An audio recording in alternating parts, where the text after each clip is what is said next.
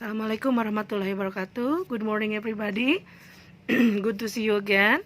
Alhamdulillah, now we are on the second week of Pesantren Kilat Ramadan. Times fly, tidak terasa. Kita sekarang sudah di minggu kedua bulan Ramadan. Ya, mudah-mudahan semua tetap semangat dalam beribadah, tetap semangat dalam melakukan kebaikan, lalu tetap semangat dalam belajar. As you know, belajar termasuk dalam ibadah loh. Ya, jadi kalian harus bersemangat. Ya, kita lihat kutip hadis Rasulullah tentang mencari ilmu. Ya, the Prophet peace be upon him said, seeking knowledge is the religious obligation for every Muslim, male and female. Jadi mencari ilmu adalah tugas agama, kewajiban agama, baik bagi seorang Muslim, baik untuk laki-laki maupun perempuan. Diriwayatkan oleh Ibnu Majah, Baihaqi. So, Allah juga beberapa kali remind us dalam Al-Quran tentang pentingnya belajar. Also, Rasulullah juga mengingatkan pentingnya, banyak sekali mengingatkan pentingnya belajar dalam hadisnya. Jadi, belajar itu adalah bagian dari agama kita loh. So, kalian harus semangat ya. Oke, nah sebelum kita mulai ke materi yang lain, Istiqlal akan mengupas tentang pendidikan ini. Kenapa? Karena kita harus semangat, terutama dalam wabah ini, masa wabah ini. Kita tidak bisa bertemu langsung, kita tidak bisa datang ke sekolah, tetapi kita masih alhamdulillah memiliki teknologi untuk bisa saling bertemu. Gunakan ya, supaya waktu kita bermanfaat, waktu kita tetap mendapatkan ilmu dan tidak terbuang percuma. Misalnya kalau wabah ini terjadi dalam 3 bulan, lalu dalam 3 bulan kita tidak mau belajar, betapa ruginya kita. Sementara kewajiban belajar itu terus dari cradle, dari buayan to the grave, sampai liang kubur. Kita tetap harus belajar, seeking knowledge. Ya, jadi kita tidak berhenti ketika kita sudah tua, kita tidak belajar lagi. Tidak.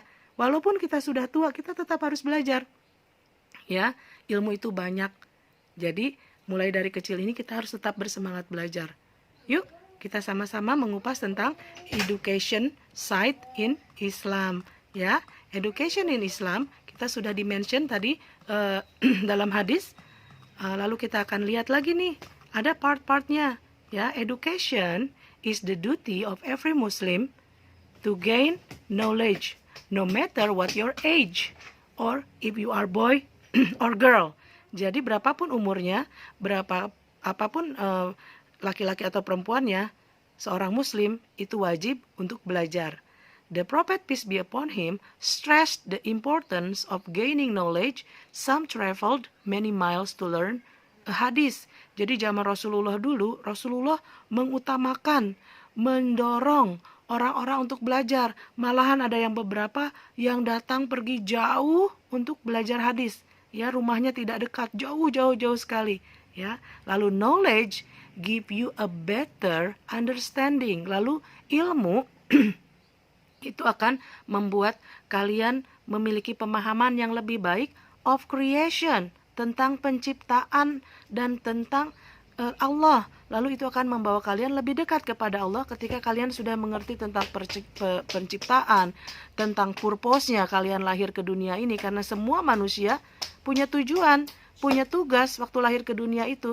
Not only lahir, tambah besar, mencari uang, cari kerja, menua, jadi tua, lalu meninggal. Tidak, setiap manusia itu dilahirkan dengan tugasnya, dengan purpose-nya. Kita yang harus mencarinya, ya. Oke. Lalu kita juga akan mencari tahu, bukan mencari tahu, kita akan memiliki kedekatan khusus dengan Allah, ya, ketika kita sudah belajar banyak. Lalu in Islam, seeking knowledge is an important form of a worship. Jadi in Islam, belajar itu adalah termasuk dalam ibadah, ya. We should learn about Islam and also practice it. Jadi kita harus belajar Islam, lalu kita pun harus mengamalkannya, kita harus melakukannya. Jadi kita tidak bisa hanya menghafal teori, tapi tidak kita amalkan. Beda ya. Jadi harus sinkron. Ya, kita juga harus practice it. And learning juga akan membuat kita lebih, faith-nya lebih kuat lagi, imannya lebih kuat lagi. Lalu knowledge is a light. Jadi ilmu pengetahuan itu adalah cahaya, and ignorance dan ketidakpedulian itu adalah darkness, kegelapan. The more light we have, lebih banyak cahaya yang kita punya, the less darkness there is. Sedikit kegelapan di sana. So, semangat belajar ya sayang ya. Okay, let's see another video. Now, kita akan lanjut pembahasan yang tadi ya. We're going to talk about the branch in Islamic knowledge. Islamic knowledge is the most important branch of knowledge. Jadi, pengetahuan tentang Islam itu adalah pengetahuan yang paling penting, ya. Lalu, these are titles of knowledgeable Muslim. Di sini kita akan belajar tentang titel-titelnya atau gelar-gelarnya Muslim yang terpelajar. Kita lihat ya satu-satu. Pertama ada Hafizul Quran, yaitu a person who has memorized the entire Quran. He will take 10 people into Jannah with him. Jadi Hafizul Quran adalah seseorang yang menghafal seluruh surat ayat-ayat di Quran, ya, semuanya. Lalu dia pun seorang hafiz, itu sudah dijanjikan Allah akan membawa 10 orang ke surganya Allah. Masya Allah. Jadilah kalian seorang hafizul Quran. Kenapa? Karena kalian akan membawa 10 orang yang kalian sayangi tanpa hisab loh. Ya, langsung VIP pass masuk ke surga. Oke, semangat ya dalam belajar Quran. Lalu title yang kedua ada namanya Qori, yaitu a person who can recite the Quran correctly.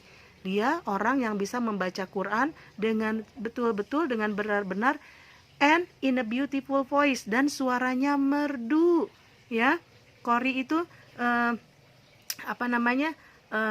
baca Qurannya merdu sekali, ada nadanya, ya.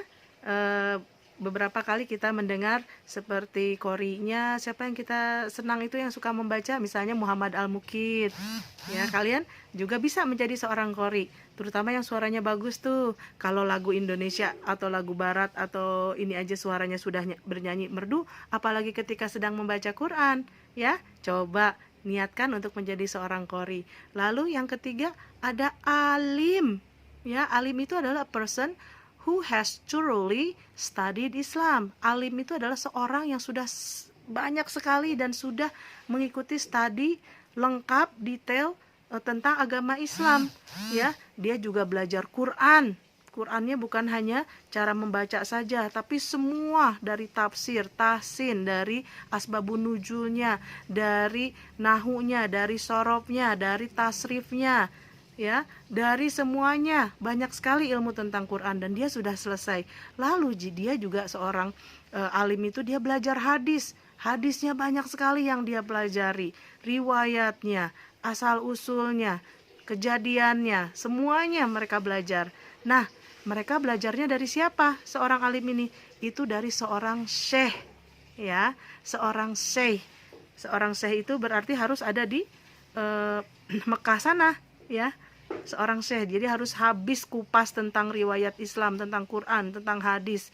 Karena Islam, Quran diturunkan di sana dan Rasulullah juga orang sana. Jadi kita seorang alim juga sebaiknya belajar dari sana dan nanti dia akan mendapat gelar alim atau bisa menjadi dapat gelar syekh dan mengajar alim-alim yang lain, ya.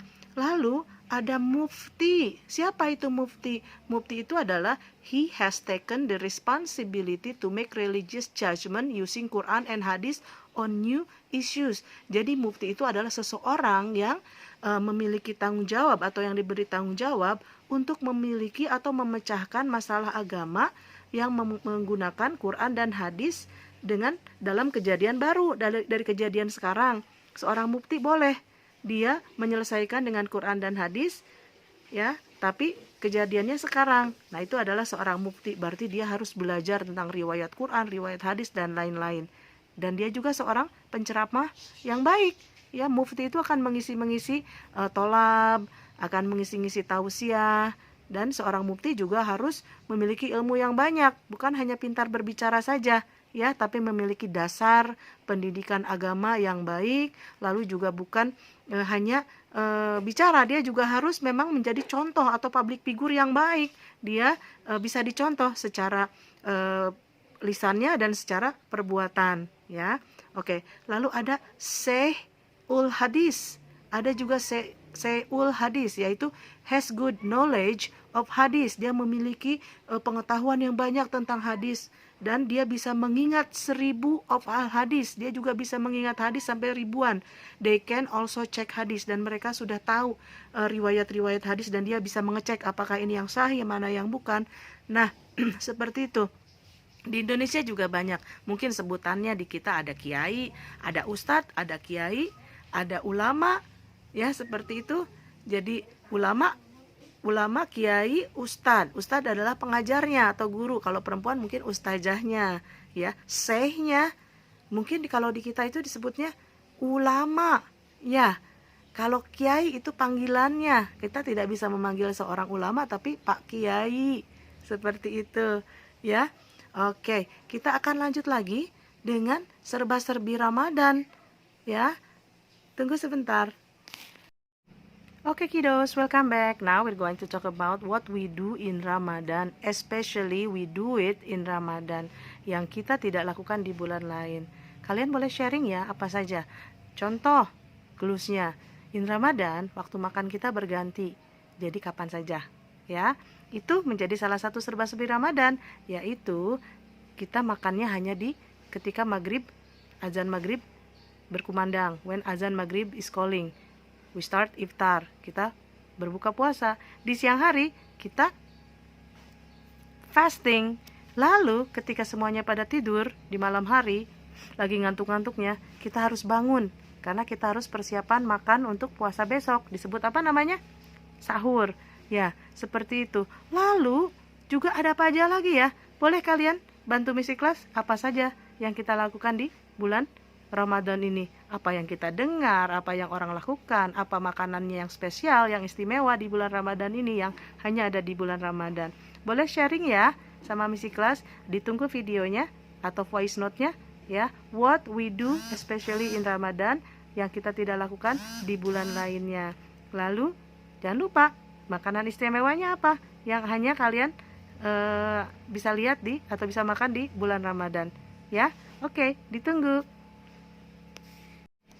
Guys, welcome back. As you know, all Muslim in the world now fasting. Sekarang berpuasa. Kita semua Muslim di dunia sedang dalam bulan Ramadan.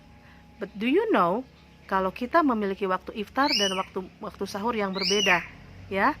Waktu iftar kita dengan orang yang sedang di Arab Saudi berbeda. Waktu iftar kita dengan orang yang ada di Amerika berbeda. Ya, why? Kenapa bisa begitu? Karena kita memiliki time zone. The earth memiliki time zone atau zona waktu masing-masing dunia karena perputaran bumi. Mataharinya bergiliran, buminya bergerak, mana yang kena sinar matahari, mana yang sedang dapat malam hari karena ada di sisi lain dengan bulan, seperti itu ya. Jadi kita akan membahas masalah itu. Lalu do you know kalau umat muslim di seluruh dunia memiliki tradisi yang berbeda ya. Kebiasaan kita ketika Ramadan itu mungkin berbeda dengan umat muslim yang ada di Malaysia. Apa sih kebiasaan itu? Tradisi itu beda ya dengan perintah ibadah. Kalau perintah ibadahnya sama, kita juga tarawih, kita juga baca Quran, kita mencari Lailatul Qadar, kita iktikaf, kita juga harus nanti merayakan Idul Fitri dengan zakat fitrah. Semua perintah agamanya semuanya sama di seluruh dunia, tapi tradisinya berbeda. Contoh, ya, di Indonesia cara membangunkan sahurnya gimana? Sahur, deng deng deng. Ada bagian dari masyarakat yang sukarela untuk membangunkan kita sahur. Lalu ada juga mungkin kalau di Jakarta tidak tahu, tapi kalau di Sukabumi ada namanya ngedulag. Pulang tarawih tuh anak-anak kecil pada ngedulag di pakai bedug, ya. Lalu juga ada juga di bulan Ramadan saja ada yang jual takjil. Banyak sekali di sekeliling. Nah, do you know kalau di Kairo bulan Ramadan itu akan memiliki festival lantern atau festival lampu hias yang akan diterbangkan ke langit, ya. Lalu juga ada makanan khusus di Mesir, bukan hanya takjil. Lalu cara membangunkannya sahur kita tidak tahu seperti apa. Di Malaysia pun sama, mereka memiliki makanan yang berbeda, yang istimewa, yang hanya ada di bulan puasa. Di Turki, ya. Even in Meksiko juga sama, semuanya kita sedang berpuasa Ramadan. Nah, tugas kali ini Miss Ikhlas ingin kalian searching in YouTube kebiasaan Ramadan tradition di dunia, di selain Indonesia. Sesudah itu kalian boleh share ya, misalnya, Miss, ternyata makanan di Turki itu kalau Ramadan mereka makan roti khusus loh, ya. Oh, di Mesir mereka memiliki festival apa loh. Kenapa kita harus belajar itu? Karena kita bagian daripada keluarga Muslim in the world, ya. So we can melihat bagaimana mereka bersukacita sama dengan kita menyambut Ramadan. Apa maksudnya berada di dalam bulan Ramadan. Oke, lalu nanti akan ada sambungan tugas tentang serba seperti Ramadan yang lain. Bye bye.